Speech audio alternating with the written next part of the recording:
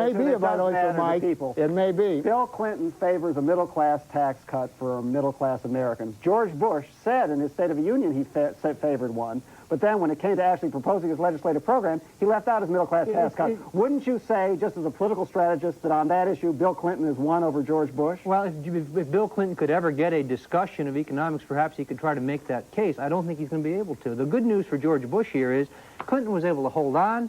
He goes into the South viable. He actually has a chance to be nominated, and he is fatally flawed and extremely vulnerable to us in the fall. Tell me why he's fatally flawed. I think we just touched on it here. I want to hear it from you. It's character. People don't know that you can believe anything this guy says about his marriage, about the draft. What are you saying? What do you mean when you say that people can't believe anything he says about his marriage? I think it is absolutely clear that there is a perception created by the media that there are serious questions about this guy's credibility. Do you think that's a legitimate issue? Yes, I do. I think the character of the person who would be president of the United States is very much a legitimate issue. Do you think this issue of marital fidelity, which you keep blaming on the media, is a legitimate issue? I think that there's something the voters are going to want to know about, yes. All right. Roger, you told our staff today, Roger, that Republicans won't need to bring this issue up, that the Democrats will accuse the Republicans of bringing it up, and that's ridiculous. You are bringing it up, and you know darn well you are. No, we're here to comment on the process. The process, it has been brought up. The tabloids have brought it up. Clinton could never prove his case. Do you favor him bringing it up?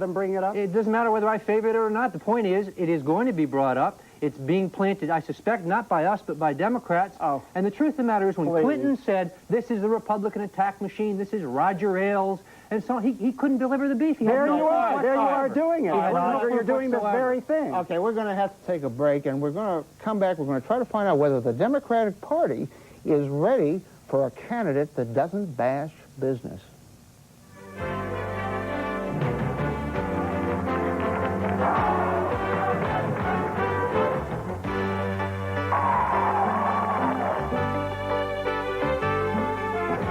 Welcome back to Crossfire. New Hampshire is over, and guess who's left in the Democratic presidential ballgame?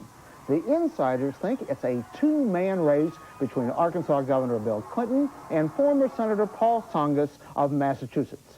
We're checking that out with two Washington insiders in the Crossfire. Roger Stone is a former national head of the Young Republicans who helped run presidential campaigns of Richard Nixon, Ronald Reagan, and Jack Kemp, and now is a Washington consultant.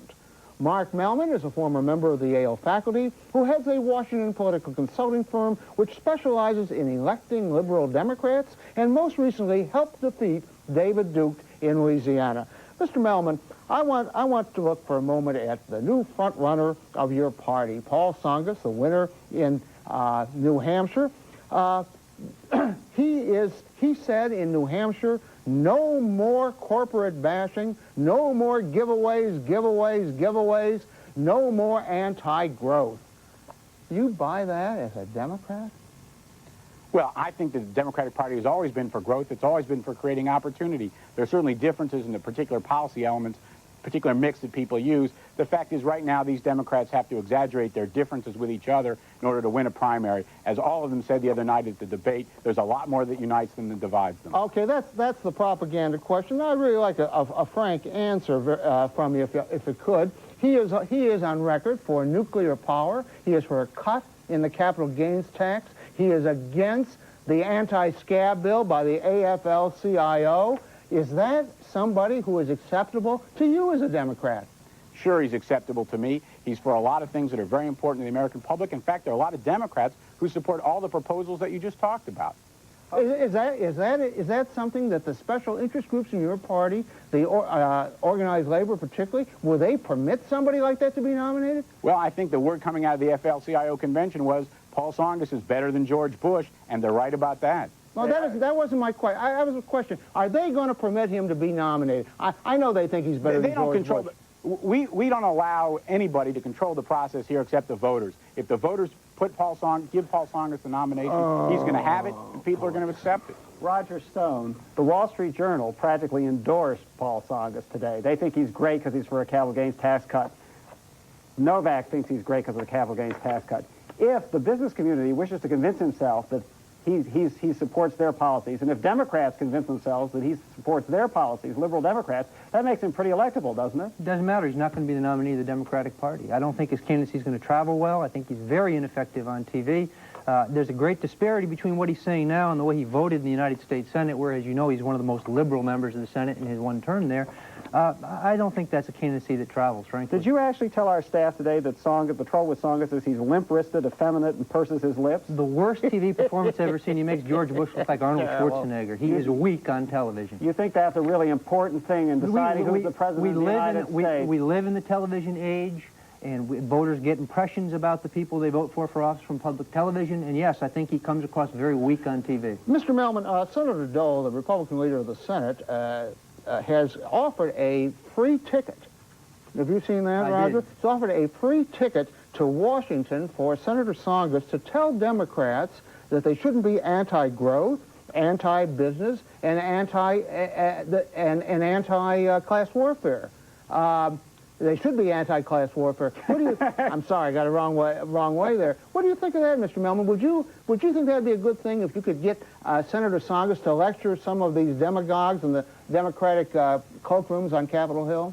I think if we can get Senator Dole to vote for Tsongas for president, we're going to be in great shape.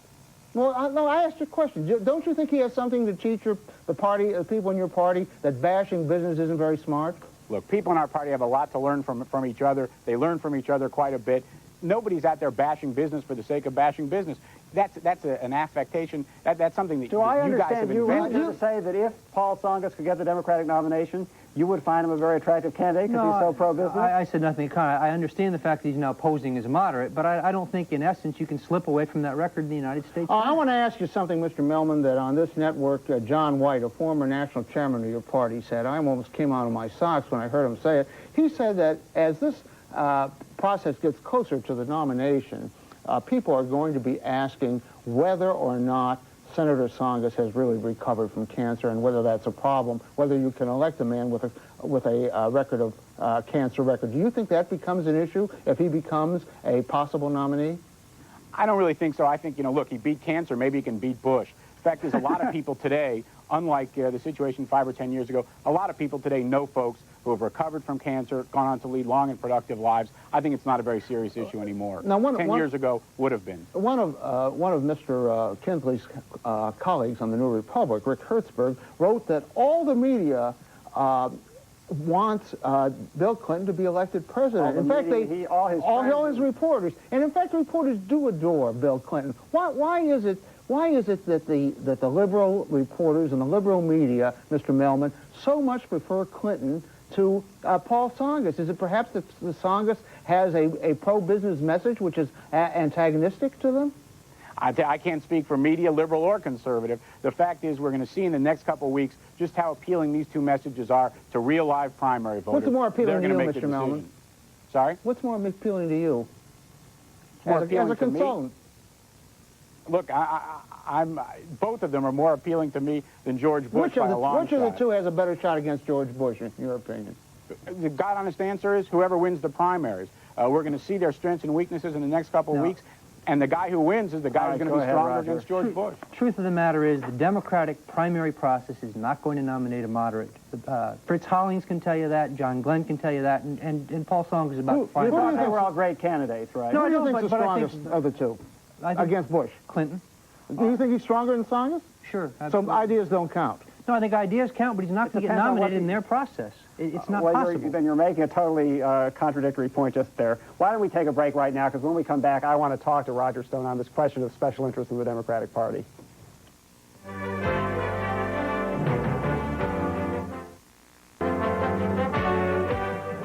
Roger Stone, it's been said election after election that the Democrats can never get anybody electable nominated because they're beholden to special interest groups. They have these litmus tests. But in this election, you got the two leading candidates. Clinton is frankly pro-death penalty. Tsongas is frankly pro-nuclear power, two of those so-called special interest litmus tests. The Democrats have changed. On the other hand, the Republicans are stuck with the ultimate special interest litmus test, pro-life on abortion. Don't the Republicans have a worse problem with special interest now than the Democrats? No, I don't think so. I think, first of all, we're going to see how the Tsongas supposedly more moderate message does in the primaries. His success in New Hampshire is really based on residual name ID from his time as a senator and the collapse of Clinton. He was fixing to get beat until Clinton collapsed. How about just trying to answer my question? Isn't the Republican platform being stuck with an extreme anti-choice position going to hurt your party in November? I think it depends on what the Supreme Court does on Roe v. Wade. I also depends. You're hoping that they don't overturn it. I think it also. You're hoping they don't overturn it, even though it's in your party's platform that they I want it personally to. view that would be a problem if they But overturned it. just for truth in labeling, Roger, you should say you're pro-choice. I am pro-choice. Okay. Just to say it And that I way. should make the case that I think we need to see what the platform says in the final analysis. All right, before you Mr. judge how damaging it Melman, is. Mark Melman, I would really like you to give me an answer. Please give me your honest, genuine answer. Are these two fellas, Paul Tsongas and Bill Clinton, really the best your party can produce to run against George Bush? I think they're both great candidates.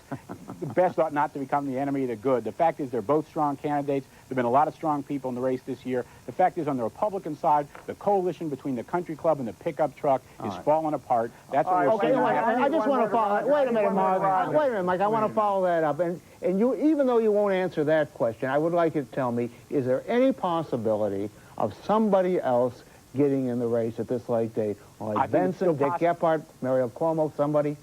Still possible, very unlikely. Let me just go back to the special interest point for a second, because you guys, I think, are all missing the point that the American people see. We ask people in polls, when you talk about special interest, who are you talking about? They're not talking about labor. They're not talking about the NRA. They're talking about big business and the wealthy. That's who they think the special interests are, and that's who they think George Bush represents. Last question to Roger Stone. It's the same question that Bob asked Mark.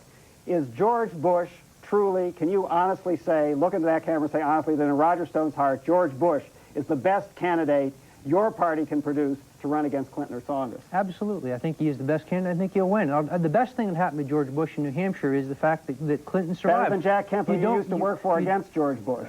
George Bush, the President of the United States, and right now he's the strongest candidate our party can nominate. There's no question about that. All right. And the good news for Bush is you don't get Cuomo, you don't get Bradley, you don't get Benson, you don't get Gephardt, you get Clinton. All right, enough. George We're out of Bush time. Thanks, Roger Stone. Thank you, Mark Melman, out there in Los Angeles. Novak and I will settle this in a moment.